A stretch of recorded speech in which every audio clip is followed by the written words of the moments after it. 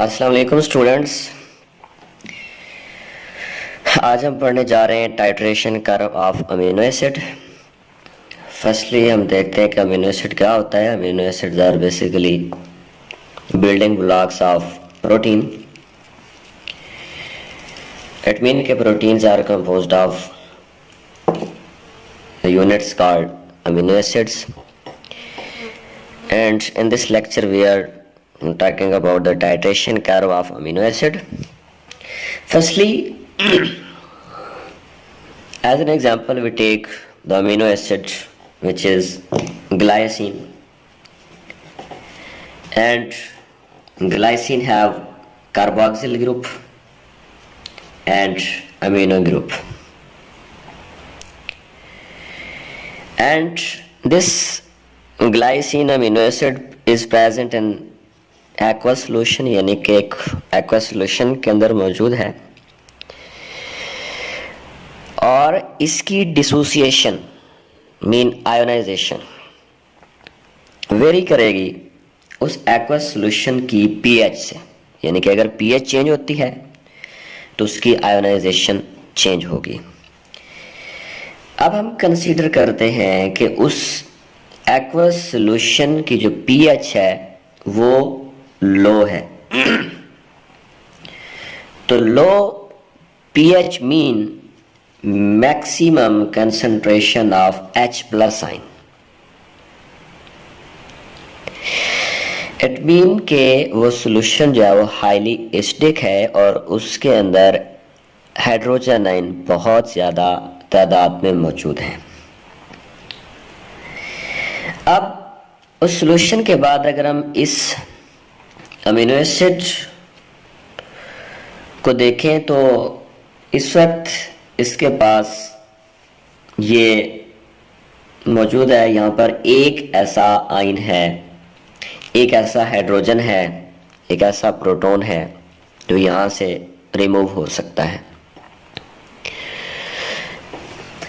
यहाँ पर अगर इस अमीनो एसिड को हम हाईली एसिडिक इन्वायरमेंट में रख देते हैं और उस एसिडिक इन्वायरमेंट के अंदर maximum concentration of hydrogen ion है, तो ion will transfer to this amino group and it will be converted into NH3+ ions. अब इस कंडीशन में हमारे पास ये वाला जो अमीनो एसिड है वो डाइप्रोटिक अमीनो एसिड बन चुका है। इट मीन के it have 2 proton which can be remove from this. इसमें से 2 प्रोटॉन जो है वो रिमूव किए जा सकते हैं। कौन कौन से इसमें से प्रोटॉन रिमूव किए जा सकते हैं? एक तो इसमें से ये प्रोटॉन रिमूव किया जा सकता है और दूसरा इसमें से वो प्रोटॉन जो ऐड हुआ है उसको हम रिमूव कर सकते हैं। So that's why in this condition it is called diprotic compound और amino acid. This was a first condition.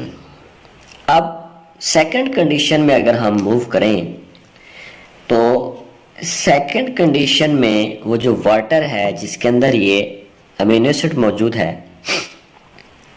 उसकी हम pH को इंक्रीज कर देते हैं। अब pH increase mean decrease of hydrogen ion. जितनी pH इंक्रीज होती जाएगी हाइड्रोजन आयन कम होते जाएंगे और हाइड्रोक्सिल आयन इंक्रीज होते जाएंगे। सो दूसरी कंडीशन में उसी सॉल्यूशन की अगर हम pH को इंक्रीज कर दें तो उसमें हाइड्रोजन आयन कम हो जाएंगे और हाइड्रोक्सिल आयन ज्यादा हो जाएंगे।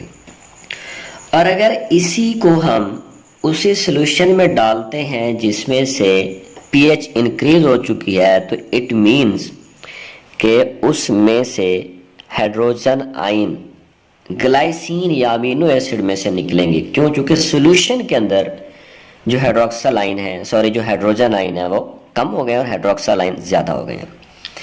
तो इससे जैसे ये इसमें कन्वर्ट होगा तो इसका ये वाला जो हाइड्रोजन है ये अपना हाइड्रोजन लूज कर देगा। इट मीन के conversion from this to this one it will release 1 hydrogen ion.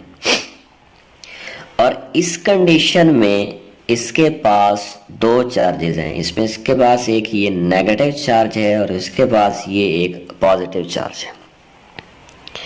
तो it mean in this condition this is a bipolar material, bipolar compound. और जो बाइपोलर कंपाउंड होता है उसे हम ज़्विटर आयन कहते हैं। इट मीन कि ये ज़्विटर आयन बन चुका है। अब ज़्विटर आयन की अगर हम बात करें कि what is a zwitterion and what mean the zwitter, zwitter mean hybrid. Zwitter is the German word have been taken from the language German language and its mean is hybrid। और ये hybrid एक ion बन चुका है। It mean it have both charges negative and positive.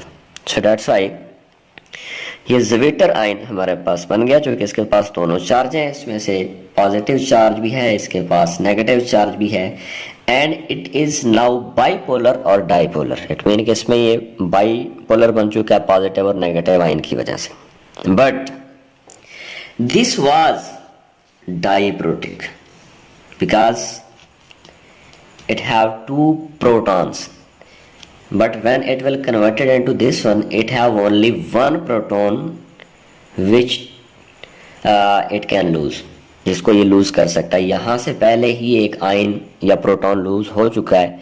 सो इस वक्त हम इसको क्या कहेंगे, मोनोप्रोटिक कहेंगे। It mean it have one extra proton which can be remove from this one. So in this condition it is monoprotic.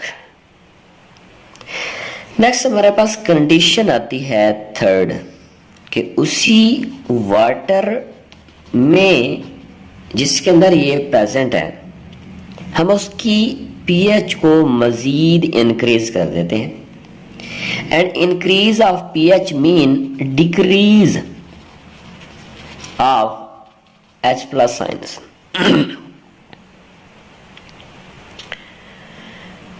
H plus science, H plus sign जैसे इसमें से ये वाला इट मीन कि जब हम इसको पीएच को इंक्रीज करते हैं तो H प्लस आयन की कंसंट्रेशन कम हो जाती है और हाइड्रोक्सिल आयन की कंसंट्रेशन जो है वो ज़्यादा हो जाती है। अब ये वाला हमारे पास मोनोप्रोटिक था। क्यों मोनोप्रोटिक था? क्योंकि इसमें से एक प्रोटॉन मौजूद है और एक निकल गया, so it will become into monoprotic from diprotic with the removal of one proton. लेकिन जब मजीद हम पीएच को इंक्रीज करते हैं तो पीएच के इंक्रीज करने से हाइड्रोजन आयन या H प्लस आयन मजीद कम होते हैं। तो ये अमीनो एसिड क्या करेगा, अपना ये वाला जो एक प्रोटॉन है वो मजीद लूज कर देगा। यानी कि जब ये यहाँ से इसमें कन्वर्ट होता है तो another hydrogen ion will be lose from this one and this will become this one. इसके पास दोनों जो प्रोटॉन्स हैं वो ख़त्म हो चुके हैं, निकल चुके हैं और उस वक्त ये हमारे पास है। अभी जो टाइट्रेशन का प्रोसेस है ये बेसिकली 3 पार्ट्स के अंदर डिवाइडेड है। इसमें से अगर हम बात करें तो ये पहला इसका पार्ट है, ये इसका दूसरा पार्ट है और ये इसका तीसरा पार्ट है। अब इसको हम ग्राफ में कैसे शो करते हैं, यानी कि ग्राफिकल कर्व या जिसे हम titration curve of amino acid कहते हैं, उसको हम कैसे देखते हैं, आइए उसको देखते हैं।